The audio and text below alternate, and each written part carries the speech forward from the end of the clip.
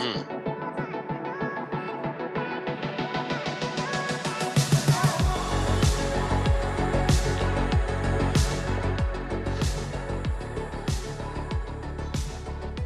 Season 2 is underway. Season 2, guys. Welcome once again to Brothers Ballin Podcast.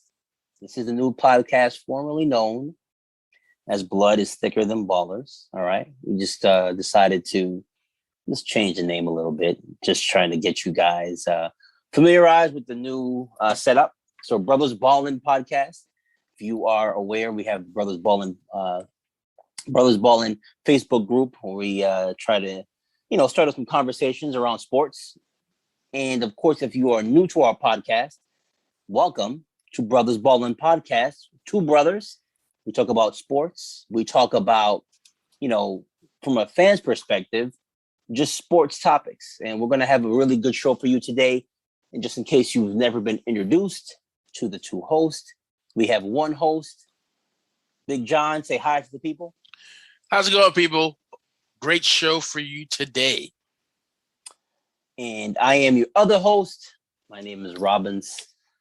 And we are about to get into a little topic. Topic started in a conversation on the Facebook group, the Brothers Ballin Facebook group, about whether or not Aaron Rodgers, the quarterback for the Green Bay Packers, perennial, Pro Bowler, MVP, multiple time MVP, Super Bowl champion, whether Aaron Rodgers is overrated. Is Aaron Rodgers overrated? So that is a question we're going to be tackling today, along with some talk about the Ben Simmons situation out in Philly. So we're going to talk about Aaron Rodgers. Okay, first, before we even get started, you got to acknowledge Aaron Rodgers is one of the best players to ever play the quarterback position. Top 10 all time in touchdowns. One of the, when he retires, he'll be one of the probably top 5 in passing yards.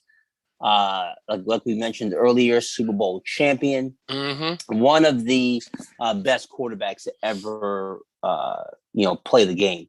But if you've been watching sports, if keeping track of any kind of football, it's been a really big soap opera for Aaron Rodgers and the Green Bay Packers over the last couple seasons.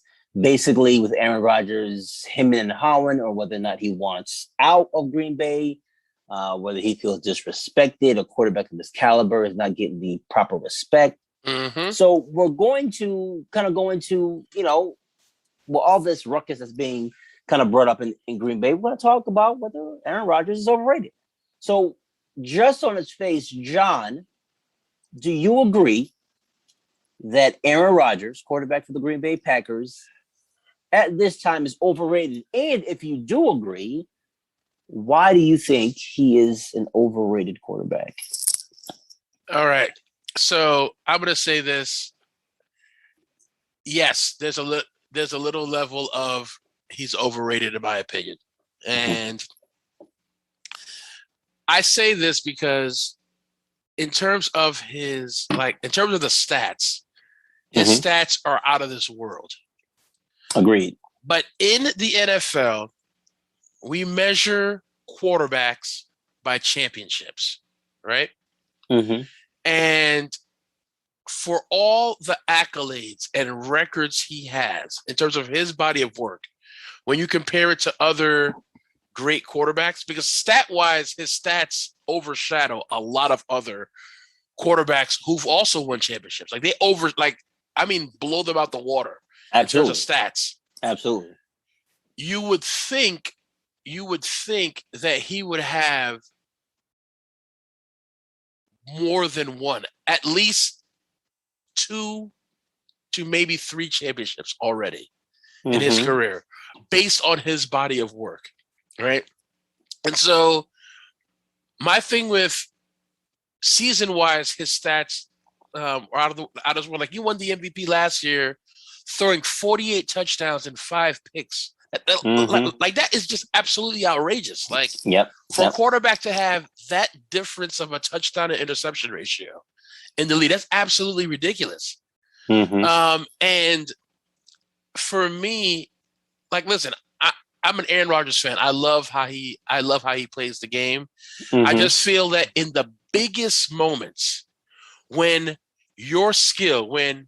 I'm the man and I need to take my team to a win, he falls short. I'll give an example. 2015, the Packers lost in the NFC Championship game to the Seattle Seahawks, right? Mm-hmm. The score of that game was 19-7 with 5 minutes left in the game. Mm-hmm. The Packers were up, okay? You have 5 minutes left in the game against the Seahawks, and the Seahawks came back and ended up winning the game to go to the Super Bowl. Yep. And to me, how I look at it is I look at it like this. If I'm that dude with 5 minutes and 4 seconds in the game to take my team to the Super Bowl, I'm up. I don't care how good your defense is. Mm-hmm. There's no way that game is not coming home. I'm taking that game home. What happened? Okay. Then you have in 2017, okay, you got beat by the Falcons. Now, granted, Matty Ice, that was his MVP year, right? He was spectacular. But you're Aaron Rodgers, and you got blown out 44-21 through 3 picks in that game.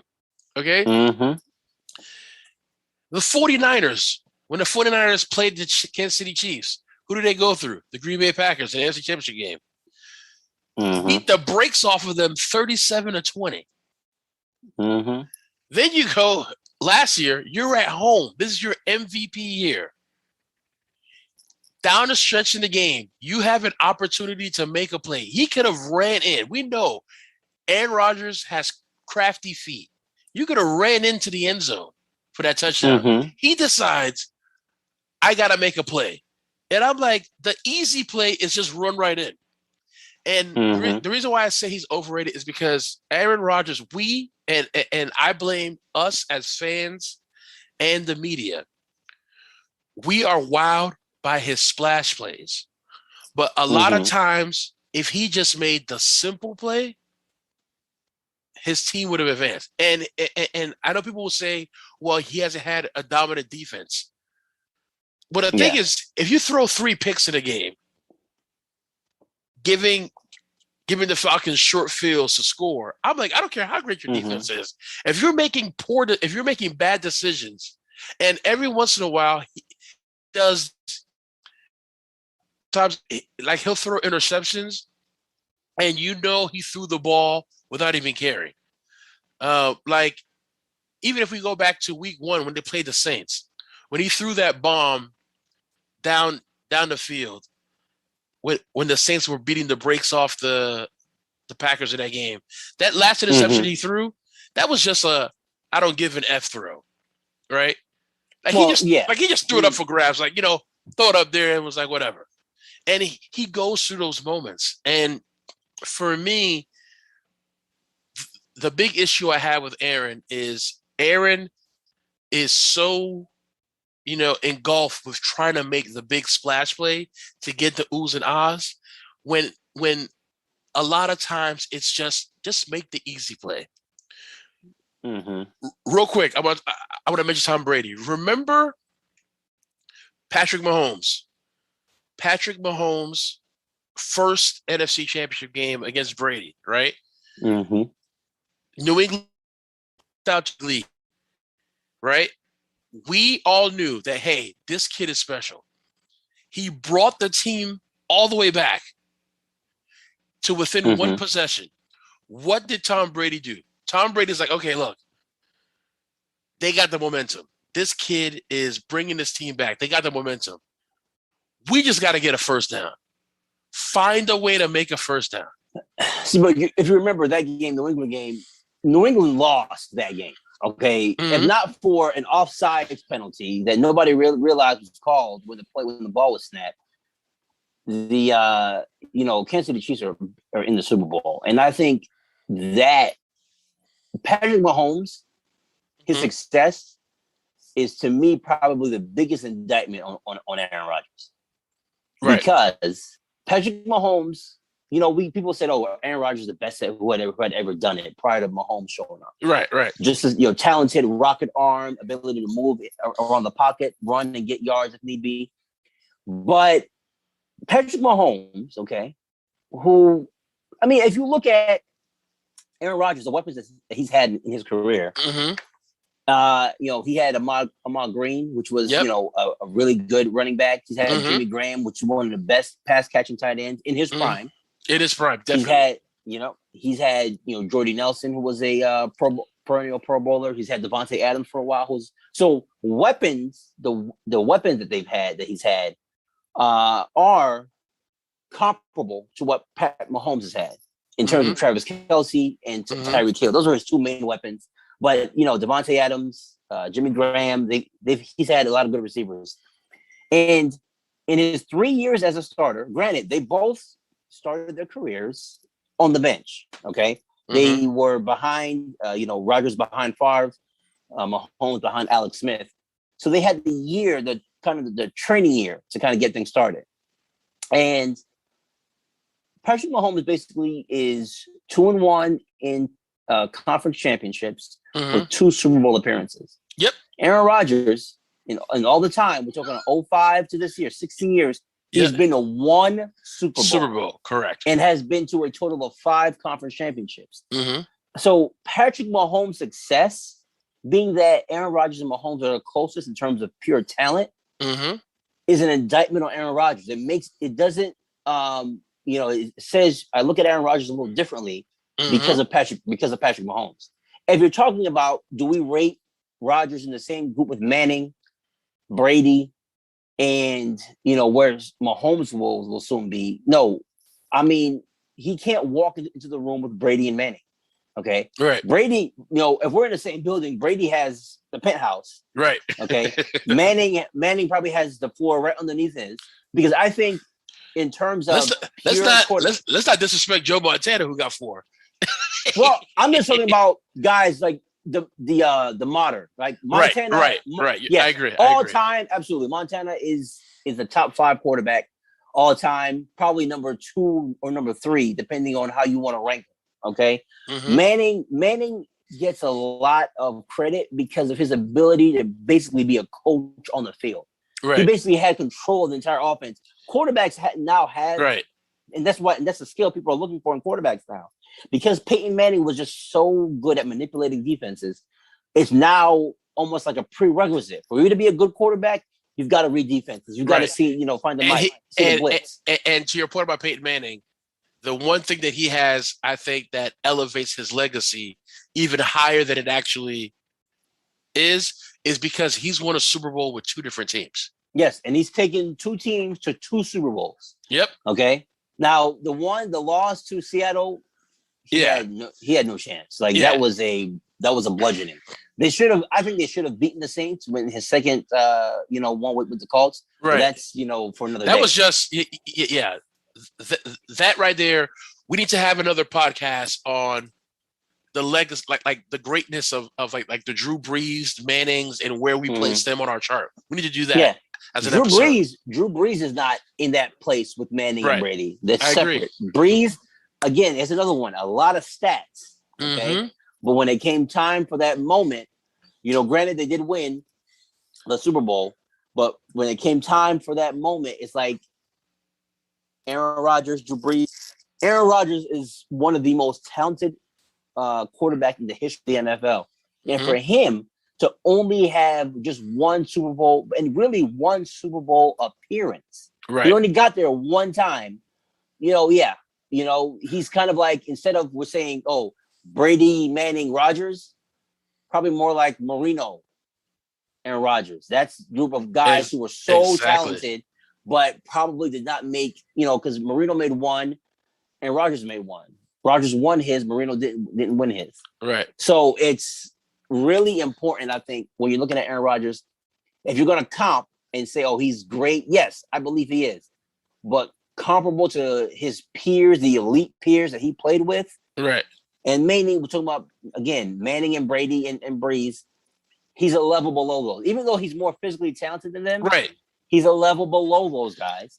So if you're saying, oh, he's the greatest, he'll never get that greatest of all time. He'll never get that, the next guy behind Brady. He just isn't that guy. He just does not, multiple times he's had the number one ranked offense. They were 15-1 in 2011. Remember, that was a 15-1 team. They didn't lose their first game until late in the season when I believe Kansas City got them late in the season. Right. In 2011. And then they show up at home. Now, granted, I'm happy of the result of the game because I'm a Giants fan. Giants came in, especially in the second half, because it was a close game at halftime. In the second half, the Giants pretty much came through and dominated them. Okay, dominated the Packers at home. Yep. On a 15-1 season they had, and they were not able to even make the NFC Championship game. Okay. Yep. San Fran would have been waiting for them in the championship game. The Giants were able to get by San Fran. I believe they lost 21. Yeah, didn't they lose like 21-14 to the Giants that game? No. They lost it was 37-20. Oh yeah. They got smacked. Yeah, they got smacked up in the second half. It was more of a second half game. The Giants were able to come through. Aaron Rodgers threw a couple of picks in that game. Exactly. And Eli Manning outdueled him. Right. And the thing is, here's the thing. You just said something. Let's talk about lower tier quarterbacks who have had more Super Bowl appearances. Eli Manning, isn't his record like 168 and 168? It's like, yeah, he was, especially for the last 7 years of his career, wasn't like a consistent winning. Right. And that had a lot to do with the way the team was constructed. The team wasn't good. The team wasn't good. The team wasn't run well. That latter part of his career, the team was not run well, and it showed because they were not able to advance. But when he played and he got opportunity, right? And granted, the team that beat Aaron Rodgers, that was not one of the best Giants teams of that era. That was a good team, but that defense was not great. Their running game was not great, right? And they were able to put it together and win. And it's kind of like the basketball analogy when we're talking about quarterbacks. If you are the best guy, if you are the man on the field, you are the number one guy. I know you don't play defense, but you got to bring your team to a level to which everybody has to perform. And that's how it is with all the protection of the quarterback, with all the money the quarterbacks are getting. It's on the quarterback to be that leader and to lift his team. Right. We know you don't play defense, but I'm pretty sure if you're balling out and doing what you need to do, the defense, just by human nature, are going to raise their level of play. Right. Because they know they do not want to be the reason why we didn't make it because our quarterback brought it, but we weren't able to make plays. That's right. That's Rob, what I'm thinking about. What you just said there. Think about this. Let's talk about Russell Wilson. He's been to the Super Bowl twice. Brady has been to the Super Bowl 10 times, whatever, right? 10 times, like he's there almost every year. Patrick Mahomes has been there twice. What is the one thing you see that they do when, as leaders of the team, you'll see Brady go over to the defense and hype them like, "Come on, like make a play." You'll see Mahomes do the same thing. Like he'll lead the team down to the game they lost against the Patriots. They scored. The Chiefs scored, and Mahomes went right to the defense, like let's go, let's bring it. Russell Wilson used to do the same thing when they had the Legion of Boom, when they made a play. I want to go back to that 2015 Packers season. Okay. Up 2015, they're up 19-7. 5 minutes, 4 seconds to go. They allowed in 5 minutes for 3 touchdowns to happen. I'm sorry. I don't believe a Patrick Mahomes led team, a Brady led team, a Manning led team would allow a team to score 21 points in 5 minutes and 4 seconds. I don't think that'll happen. And to me, when I look at in terms of like we've seen Aaron Rodgers make plays that no other quarterback can make. Yeah, make throws and do all that. With the exception of maybe Mahomes. right? Mm-hmm. He's made some throws. Let's not, we can't neglect. He's done it twice where he's thrown last second bomb touchdown passes right to receivers in crowds of defenders. Yep. He has done it twice. He has done it twice. He did it.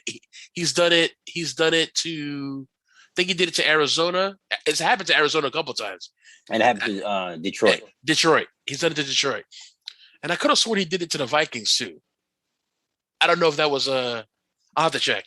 Mm-hmm. But he has done these things. But like when it comes to the big game, even when we go back to last year, last year's Packers team, honestly, with the exception of the Reggie White defensive-led team, had a really good team.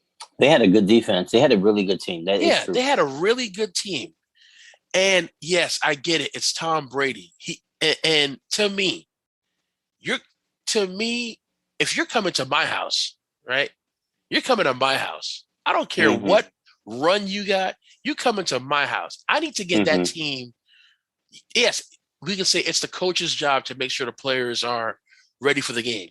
But if I'm that guy, if I'm that dude, I need to be in everybody's ear nonstop. Hey, we got to make a play. He started the game playing poorly.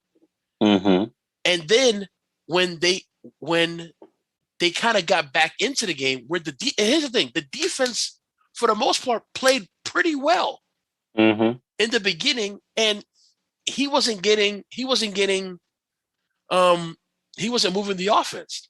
Yeah. And then down the stretch, when they had an opportunity to regain the game, okay, he goes, and instead of and every time I watch that video, I look at, I've seen Aaron Rodgers run with less space.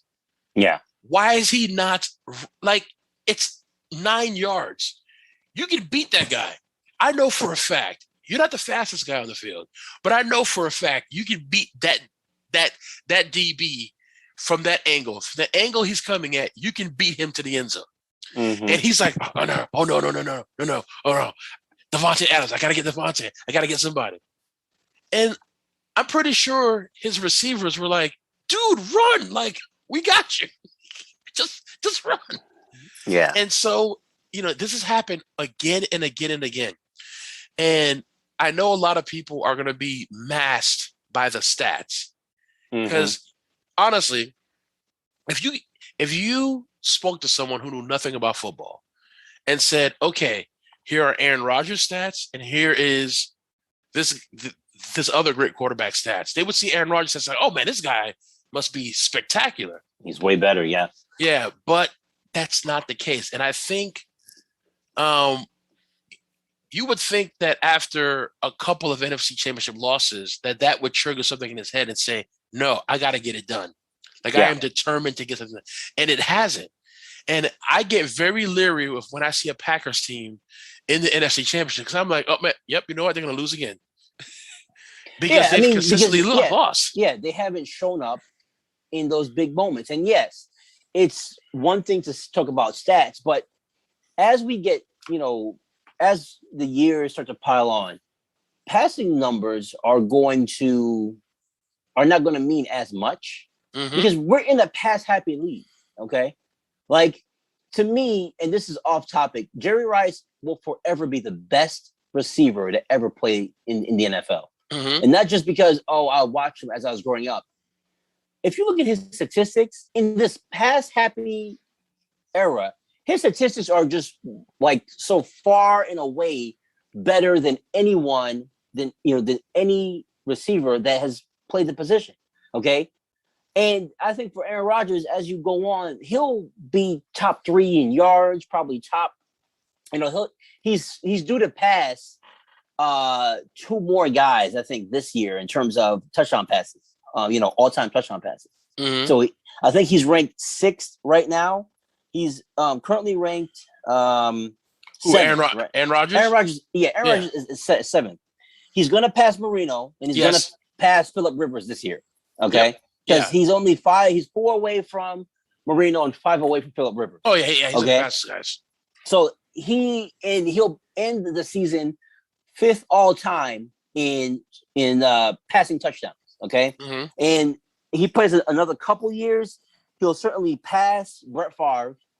And then he's a little, let me see, he's 123 touchdowns behind Peyton Manning. Okay.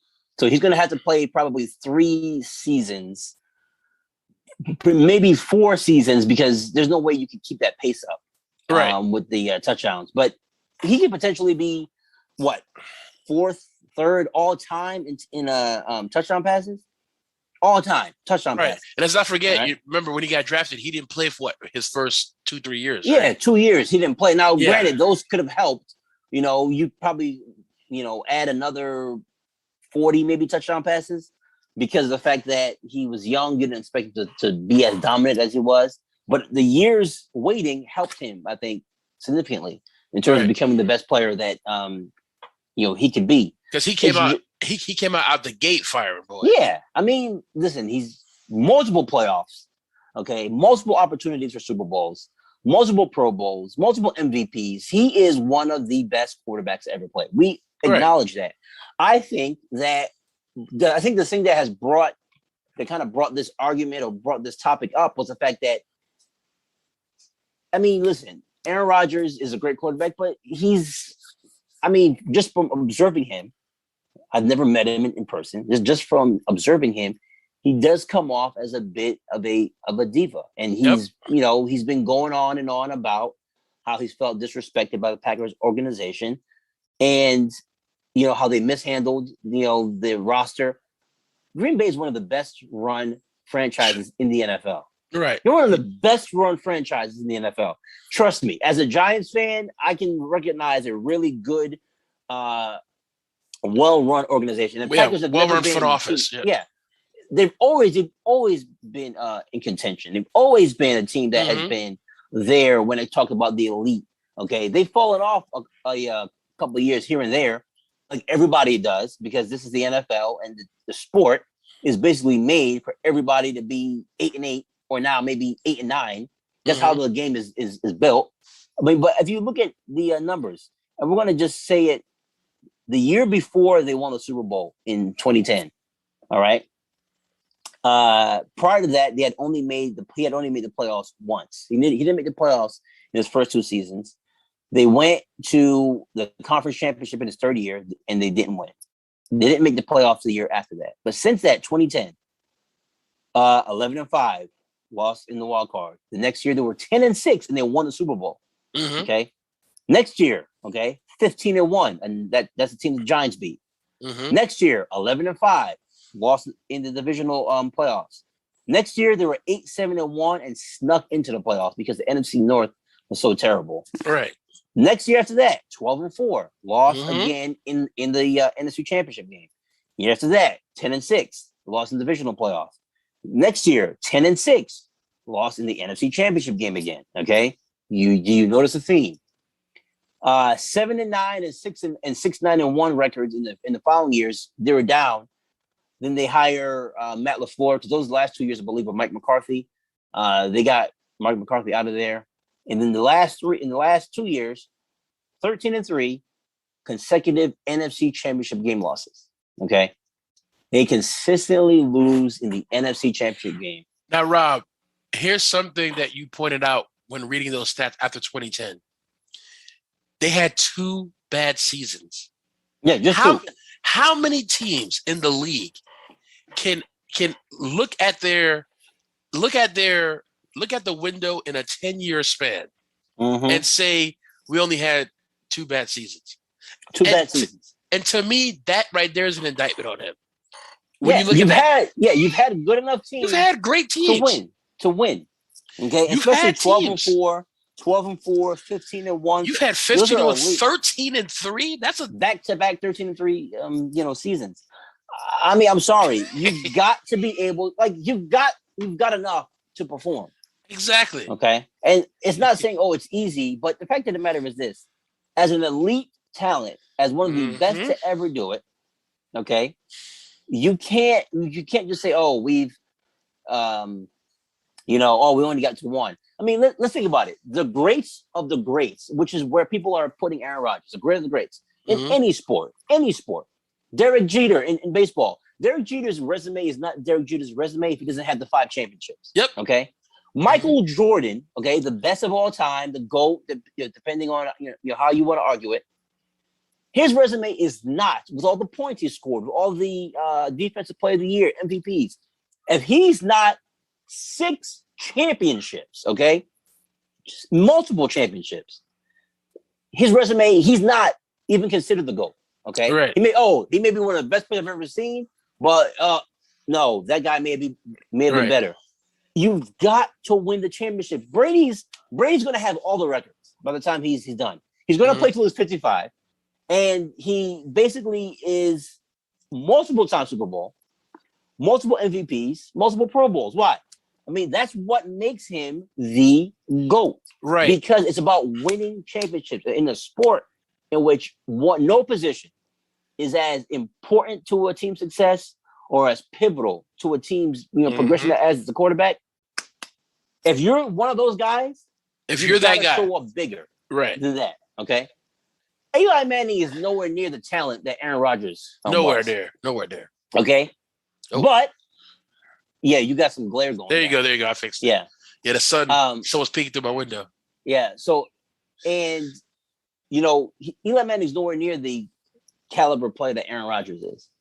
But the fact that he's able to say, you know what, I have an opportunity and to step my game up, to lift my team on 2 separate occasions. Now, granted, I'm salty as a Giants fan because I believe it should have been 3.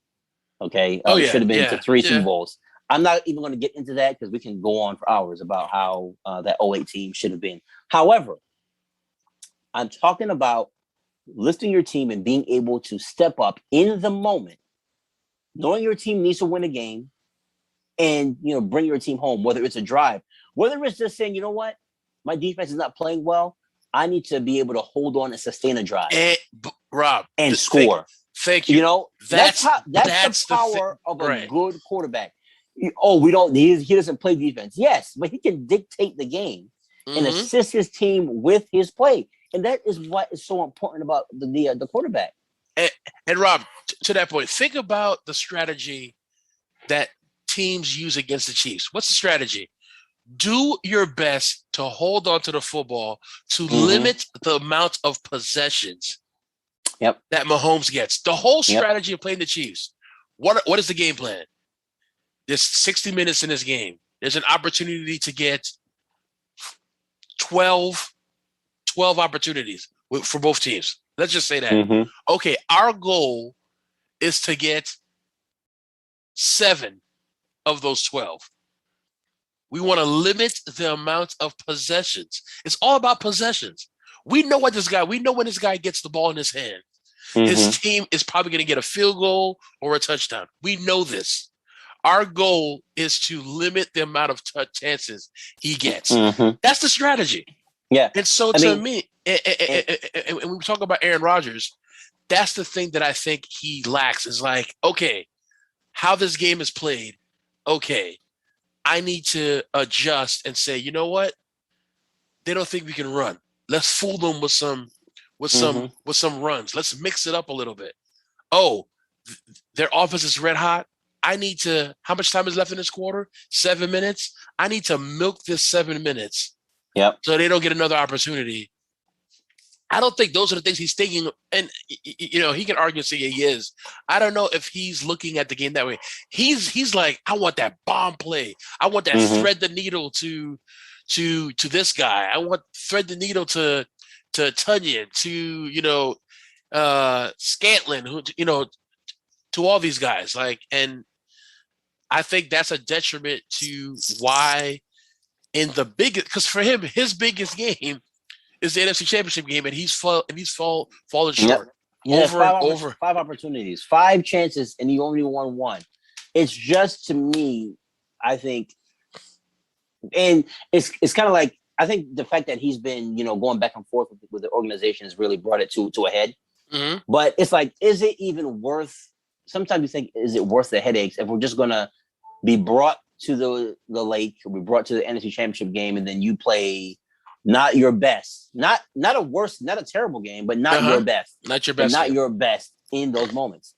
And I think that's really what it is about the thing about Aaron Rodgers is that for the talent and for the production, the results just haven't been there in terms of Super Bowls. Mm-hmm. Obviously, the teams are good. He's double-digit wins just about every single season.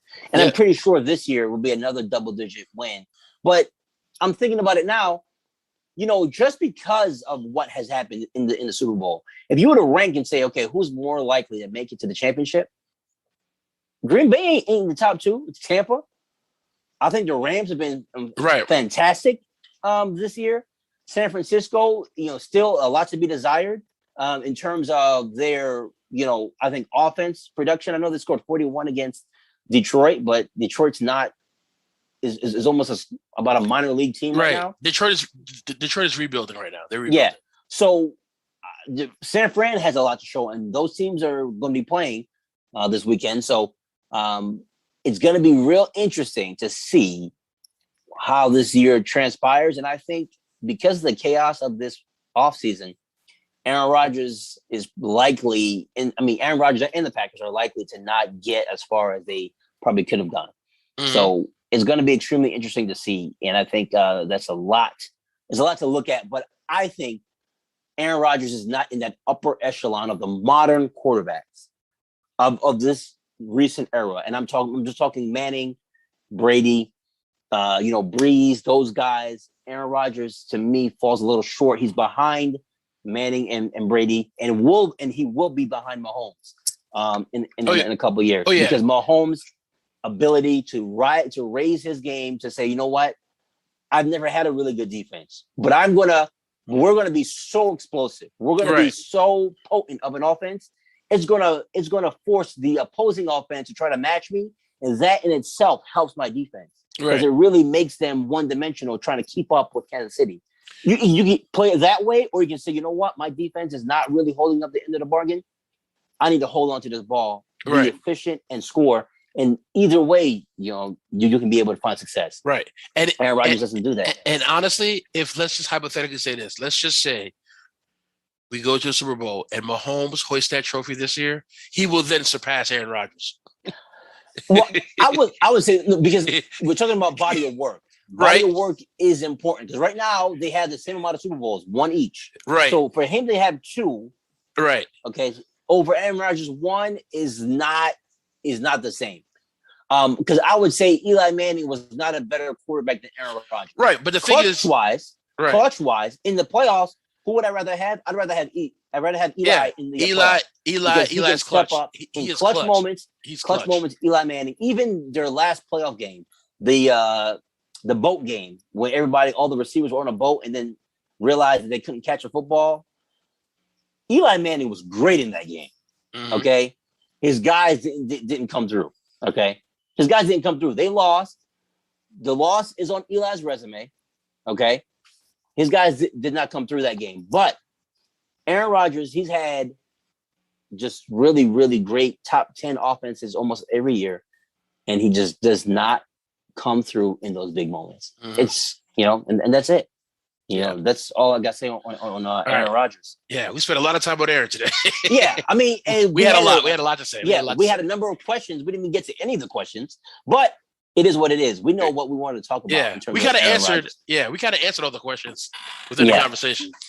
So the other, I guess, unhappy athlete that we are nowhere near as accomplished as Aaron Rodgers is Ben Simmons, the Betty, the point power forward for the Philadelphia 76ers, and Philly. After the debacle against Atlanta, which they were taken out in the second round by the Atlanta Hawks. Ben Simmons took a lot of flack for his lack of initiative, his lack of, aggressiveness in the playoffs. And I said it before that series started, and you can go back to the archives and pull up the episode, that Ben Simmons was not a superstar in this league. He's paid like a superstar. He gets the attention like a superstar, but he's not a superstar. And I think Ben Simmons has come to a point where people are starting to really see the shine knocked off of him. Mm-hmm. And he's having a tough time handling it. And I think that is the issue that is coming with Ben Simmons. So I want to ask you, John, Ben Simmons recently has stated that he will never play another game for the Philadelphia 76ers. He is done with them. He's not reporting to camp. He has no desire to ever put on a Philadelphia 76ers uniform. So let me ask you, who's at fault in this situation? We know what happened. The trade rumors were out there in the summer, okay? They were out there. Everybody knew about them. Who's more at fault? Is this Ben Simmons' fault? Or does Philly have, take some of the blame in the situation? So I'm going to give you my take. I feel Ben Simmons is 60% at fault, and the organization is 40% at fault. And let me talk about the 40% at fault. I respect Doc Rivers, and we could have a whole episode on Doc Rivers' accomplishments and his shortcomings in his coaching career, because he should have more championships than what he has. But to that point, the 40%. The reason why I gave the organization 40% is because after the loss to the Hawks, you have your star player making comments, basically indicting, saying we lost the game because of this guy. He didn't say his name, but everybody knew what he meant. Was he wrong? He wasn't wrong. But here's the thing. It would have been best for him to leave that critique in the locker room than to give the media bulletin board material. Because basically, listen, as much as I love Joel Embiid as a basketball player, he loves giving the media bullet material. He loves doing it because he does it a lot. And Doc Rivers knows how the media operates. I've always said that Doc Rivers has always been articulate in how he deals with the media. And when they asked him the question, when that guy asked the question, do you think you could win a championship with Ben Simmons as your point guard? His answer, he goes and says, well, I don't know. Well, you know what? Listen, and I think this is a difference between superstars and really talented players. Okay, there are times when you are unable to perform, or you're not really performing to the best of your ability. You had a bad series. You understand what's coming. You're in Philly. Right. That's a major market. They are not, playing patty cake with you when it comes to the media. Right. Ben Simmons, and he's been there for a while. It's not like it's his first season with Philly. Right. He's been there. I think he has a good lay of the land in terms of understanding how the media works. And you're just played a game against a team you should have beaten. Okay. And you guys did not step up and make the plays, especially Ben, who essentially said, as of the fourth quarter, I'm not shooting. Big time moments when my team needs me, I will be a shell of my former self and not really be what my team needs. What did he expect? Now, it sucks that it came from your coach and from the number one talent, your team leader. But Ben Simmons has to realize it's not about, how talented you are anymore. People need to see results. Right. You've been playing this game long enough. You've been in this league long enough to develop certain parts of your game that are going to help your team be the best that it can be. And because you are so inept at anything outside the paint, you guys have become easier to guard. And when it comes to key moments, it's almost as if he can't play him. Right. He can't play him because he can't shoot free throws and he can't score from outside the paint. But yet you are a perimeter player. Right. But the thing is, to what you're saying, why I gave 40% of the blame to the organization. I don't think anyone in the organization had that tough conversation with Ben and said, dude, look, like let's not even talk about this past postseason. The postseasons prior, be like, Ben, look, we need to see improvement. We need to see this. What do we need to do to help you get this? Because honestly, I honestly believe, Rob, looking at his frame and the talent that he has, if we can take the same energy that he has when he plays on the defensive end and convert 60% of that. I'm not even asking for the full 100. Convert 60% of the intensity of how he plays defense. You notice when a media person talks about another player, better defensive player than him, he elevates his defensive game, right? So what we can say is there's certain things that trigger him to perform. Let's find out what those things are on offense. But Rob, here's my thing. I don't think that the organization has held his feet to the fire and said, like Rob, let's say this. Let's say Ben Simmons was coached by Phil Jackson.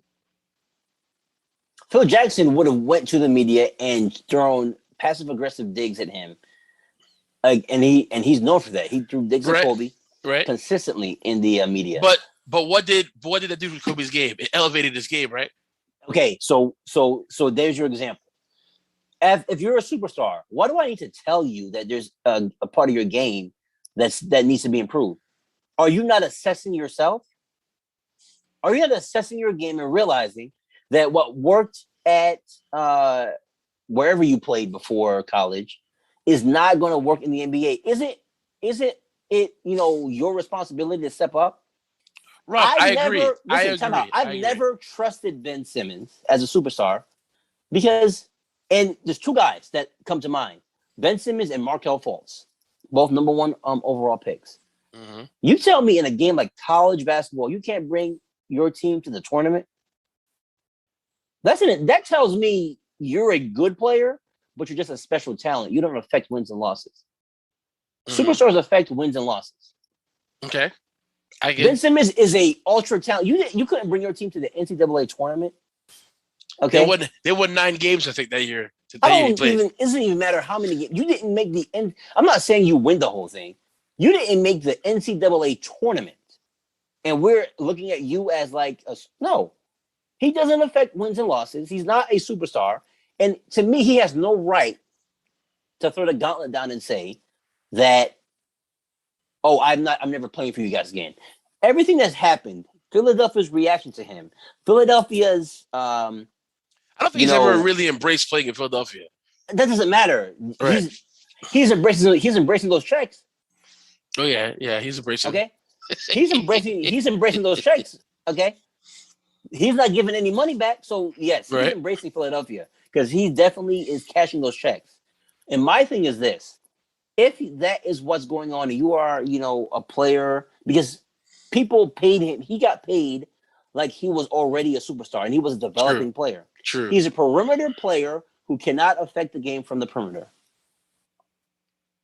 That's what Ben Simmons is. Okay. He's a ultra talented.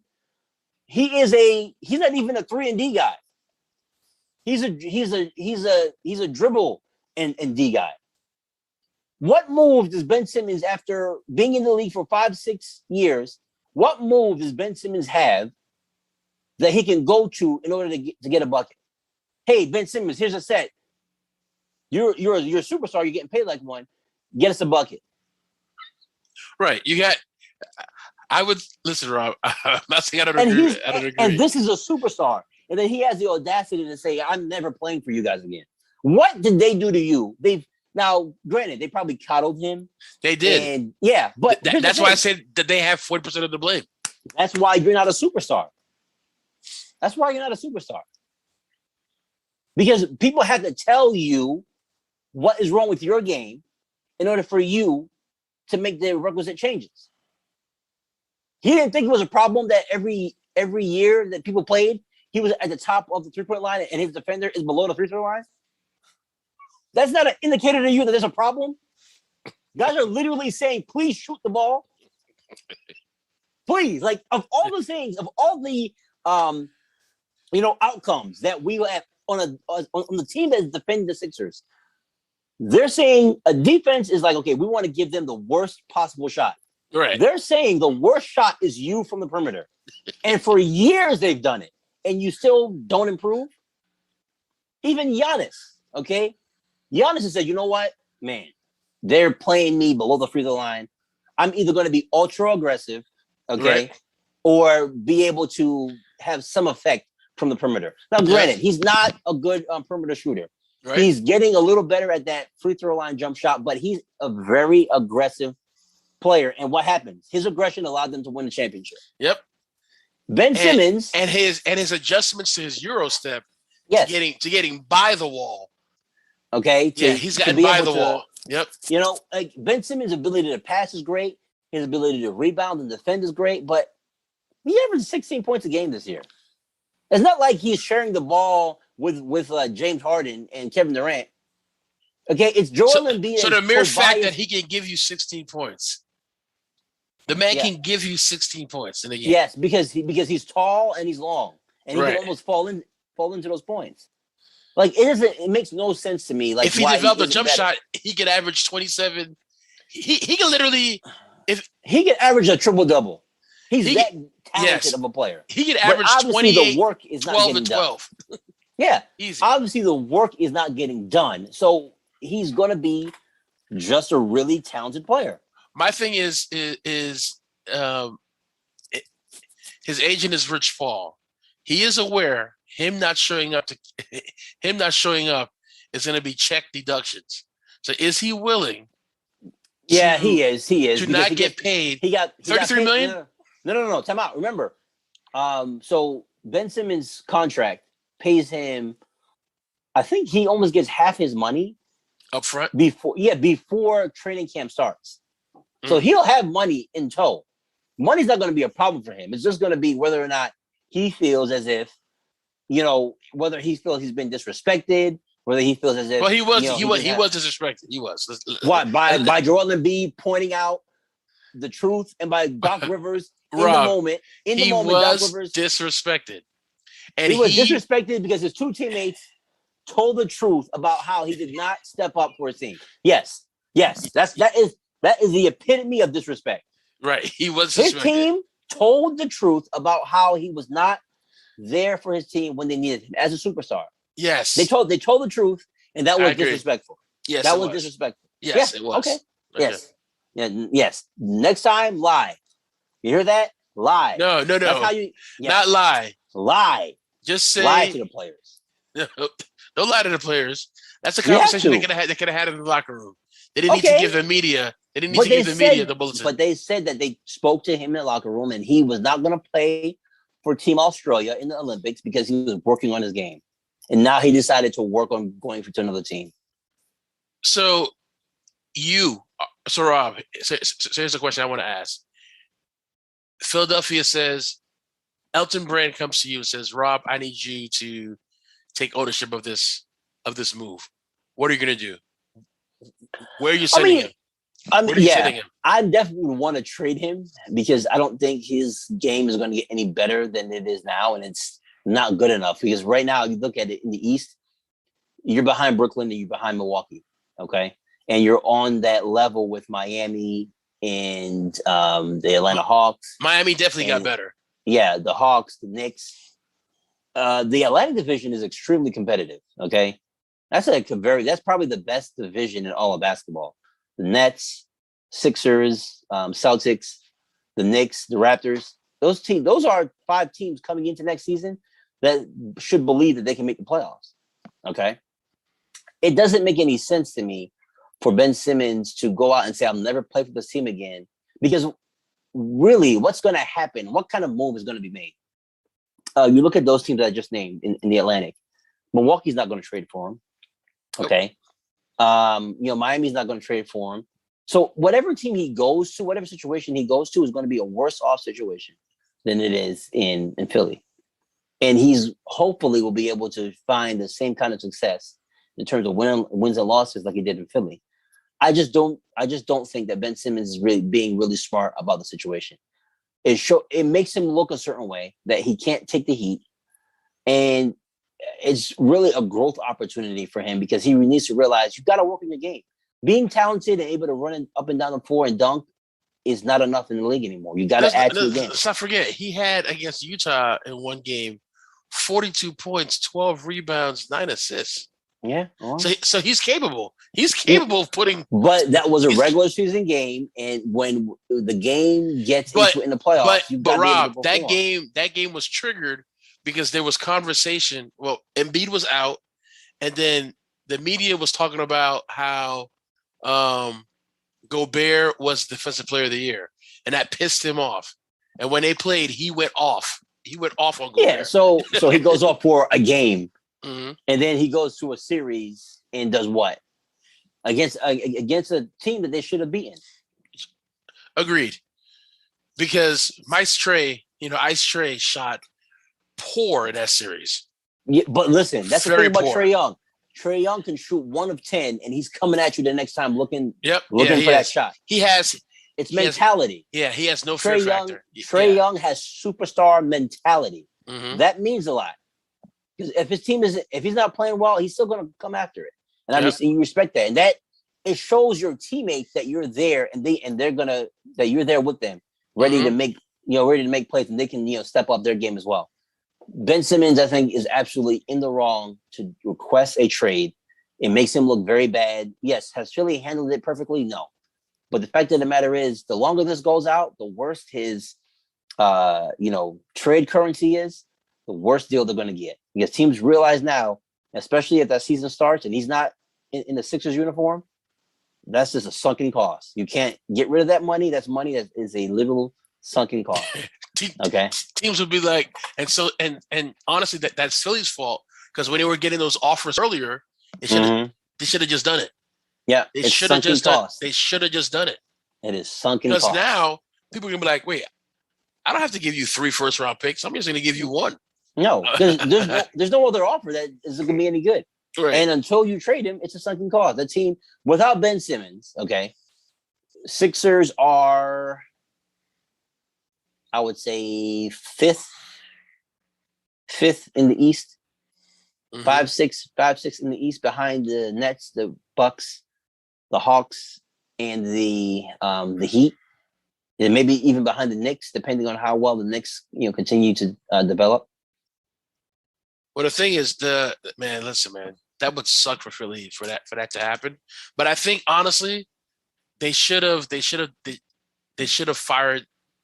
kicked off that trade when they had the chance, and they held off. They're making like really ridiculous offers. Like, you're not, James Harden and Ben Simmons are in different classes. Okay, you're not going to get a James Harden deal for Ben Simmons. You're just not. Not now. No. No, not now, not ever. Yep. So that is our conversation for the day. We talked about 2 upset, disgruntled athletes. 2 babies. Yeah, you could call them babies. I would just like disgruntled men who are unhappy in their situations and maybe a tad bit overrated. We talked about Aaron Rodgers. We talked about Ben Simmons. We talked about how their situations are affecting their teams.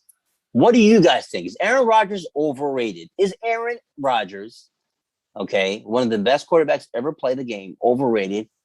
And is Ben Simmons in the wrong, or are the Sixers in the wrong for the way the kind of whole Ben Simmons situation has transpired, with Ben Simmons refusing to ever play for Philly again? Hit us up. Let us know what you think. Just a number of different ways that you can get to us.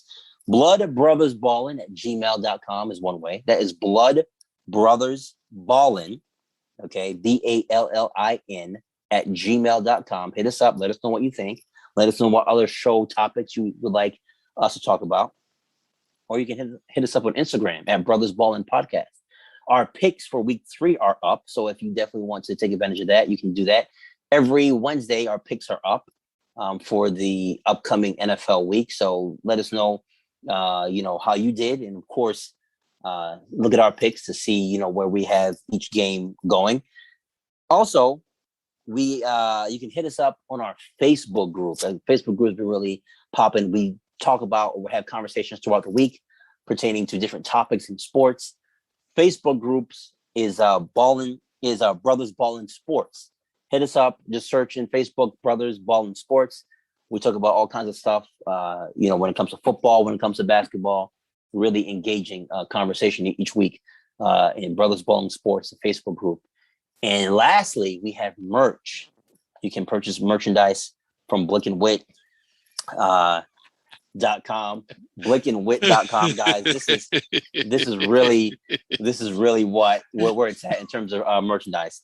Just in case you want to know how to spell this, it's BLKNWHTE. So BLKNWHTE. If you ask me, that's pronounced Blick and Wit. It'll be in the description. It'll be in the description.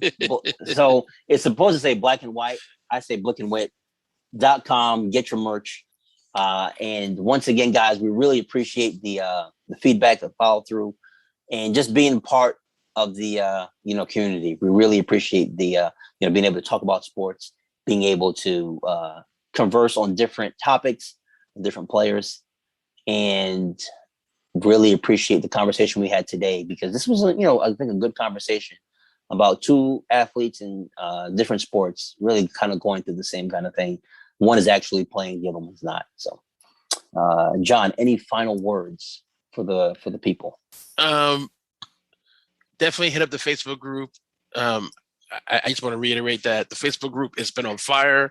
A lot of great topics, a lot of great questions, a lot of great conversation happening in the Facebook group. So definitely hit us up there, and just connect with us. Share your thoughts.